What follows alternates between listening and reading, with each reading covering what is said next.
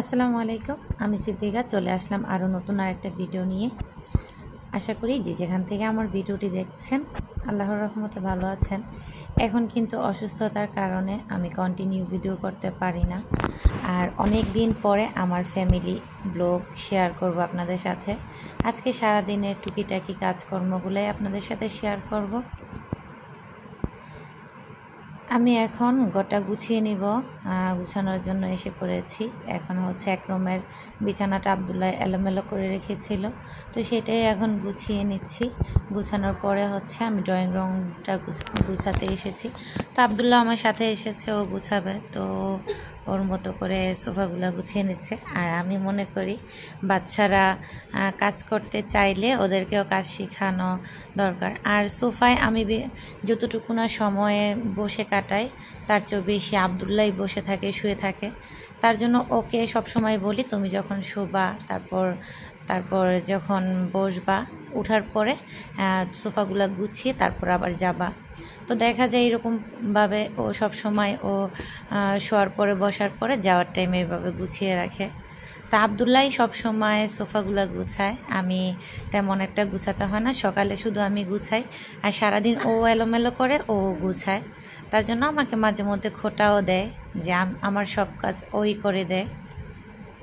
এই তো আমার বাবাটা হচ্ছে সবগুলা সোফা সুন্দরভাবে গুছিয়ে নিয়েছে, আর এখন হচ্ছে টি টেবিল যাওয়ার মতো করেই একটু ঝেড়ে নিচ্ছে।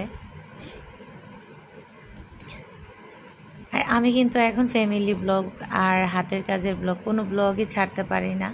একটু অসুস্থ, দেখা যায় ইউটিউবে ভিডিও করা, শ্যুট করা, তারপর এডিটিং করা, সংসারের কাজকর্মগুলো করে তারপর আর শরীর ভালো লাগে না যে আমি আবার নতুন করে কোনো ভিডিও করব, তারপর এডিটিং করব, কোনো হাতের কাজ করব, এরকম কোনো এনার্জি পাই না। তো আমার জন্য সবাই দোয়া করবেন, আমি সুস্থ হয়ে তারপর হচ্ছে অনেকগুলো হাতের কাজ আছে, সেগুলো আপনাদের সাথে শেয়ার করব। এই রুমে হচ্ছে আমি কিছু পর্দা ভাঁজ করে নিচ্ছি, দেখতেই পাচ্ছেন। এই পর্দাগুলো আমি সেলাই করেছি, পেন্টিং করার জন্যই নিয়েছিলাম। তো এখানে রেখেছিলাম যে পেন্টিংয়ের কাজটা ধরবো, তারপর হচ্ছে আর ভালো লাগতেছিল না, তাই পেন্টিংয়ের কাজটা আর করিনি। তো এখন হচ্ছে এই বিছানাটা গুছিয়ে আমি পর্দাগুলো ভাঁজ করে এক সাইডে রেখে দিয়েছি। সময় সুযোগ মতো এই পর্দাগুলো ডিজাইন করে নিব রং দিয়ে। আর এই পর্দাগুলো কি ডিজাইন করি, কি কালারের রং করি, সেটা তো অবশ্যই আপনাদের সাথে পরবর্তী ভিডিওতে শেয়ার করব। এই তো আমার বিছানা কমপ্লিট গুছানো, আর এখন হচ্ছে রুমটা, পুরো বাসাটা আমি ঝাড়ু দিয়ে পরিষ্কার করে নিব। এই পাশের জানলাটা দিয়ে ভালো ময়লা আসে, আর আব্দুল্লাহ কিছু ছোট ছোট পাতা এনেছিল রুমে, আর একটু এই সাইডটা বেশি ময়লা হয় জানলাটা দিয়ে। তো এখনও হচ্ছে আমি পুরোটা বাসা ঝাড়ু দিয়ে পরিষ্কার করে নেব। আর আমি কিন্তু আমার বাসার কাজগুলা আমি নিজেই করে থাকি, আমার কোনো হেল্পিং হ্যান্ড নাই। আর দেখা যায় এখন শরীর বেশি একটা ভালো যাচ্ছে না, সবাই আমার জন্য দোয়া করবেন। আমি যখন সুস্থ হব আপনাদের জন্য আরও নতুন নতুন ভালো ভালো হাতের কাজের ভিডিও শেয়ার করব। এখন কাজ করার জন্য একজন রেখেছিলাম, একদিন আসে তো 2 দিন আসে, 4 দিন আসে না, এরকম করে। তার জন্য ওনাকে আমি না করে দিয়েছি। তারপর হচ্ছে দুপুরের খাওয়া দাওয়া, গোসল করে নামাজ পড়ে দুপুরের খাওয়া দাওয়া করে নিয়েছি অফ ক্যামেরাতে। আর ভিডিওতে তো সব কিছু আর শেয়ার করা সম্ভব হয় না, একটা 10 মিনিট, 8 মিনিট, 6 মিনিটের ভিডিওতে আর কি বা শেয়ার করা যায়। তো দুপুরে খাওয়া দাওয়ার পরে হচ্ছে আমি এখন থালা প্লেটগুলো ধুয়ে পরিষ্কার করে নিচ্ছি। আজকে হচ্ছে মাটির চুলাতে আমি নেহারি রান্না করব, সেটা আপনাদের সাথে শেয়ার করব। তো ভাবলাম যে দুপুরে খাওয়া দাওয়া করে তারপর হচ্ছে বিকালে নেহারিটা বানাবো। তো এখন থালা প্লেটগুলো ধুয়ে তারপর হচ্ছে আমি নেহারির জন্য যে হাড়গুলো রেখেছিলাম, তো সেগুলো একটু ভিজিয়ে দেব। এখন বেসিন এরিয়াটাও একটু পরিষ্কার করে নিয়েছি। আর আমি সাথের কাজগুলো সাথে সাথে করে নিতে পছন্দ করি।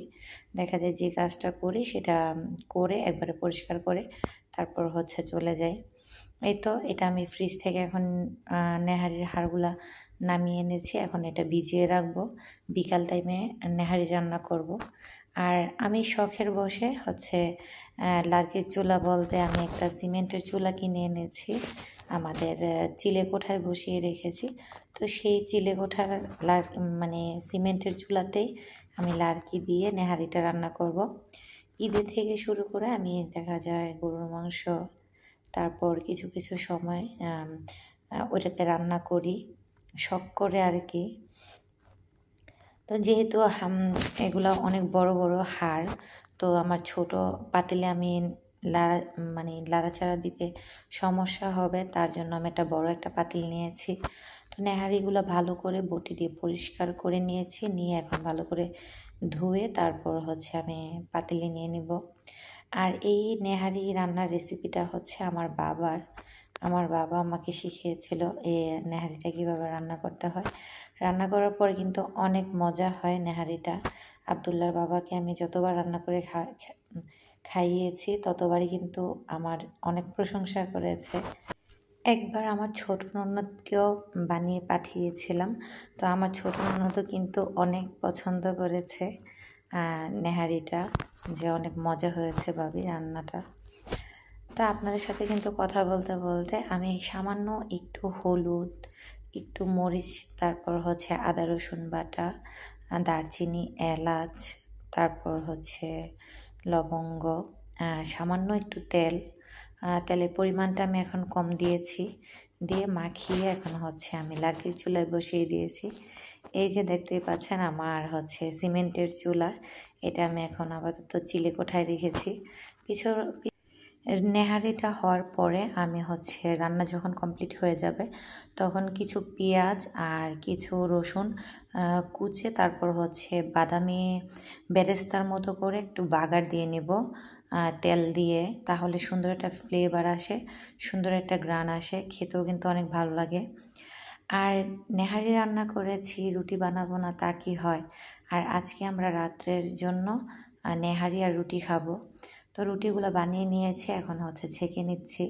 আমি সব সময় দেখা যায় রুটি বানালে ছেঁকে হটপটে রাখি, এটা দেখা যায় অনেক গরম থাকে, সফট থাকে, খেতেও যদি একটু দেরি হয় তাহলেও কিন্তু রুটিটা অনেক সফট গরম থাকে। তো সবসময় হটপটে রাখি। আর ওইদিকে কিন্তু চুলাতে আমার নেহারি বসানোই আছে, আমরা যখন খাবো তখন নিয়ে আসব। আর বাগার দেওয়াটা কিন্তু আপনাদের সাথে আর শেয়ার করিনি। এই তো আমরা সবাই একসাথে খেতে বসেছি, আবদুল্লার আমি সোফায় বসেছি আর আবদুল্লার বাবা হচ্ছে ডাইনিংয়ে বসেছে। তো এখন হচ্ছে আমি আর আবদুল্লাহ হচ্ছে খেয়ে নিচ্ছি। আজকে আমি এখানেই বিদায় নিব। সবাই সুস্থ থাকবেন, ভালো থাকবেন। আল্লাহ হাফেজ। আসসালামু আলাইকুম।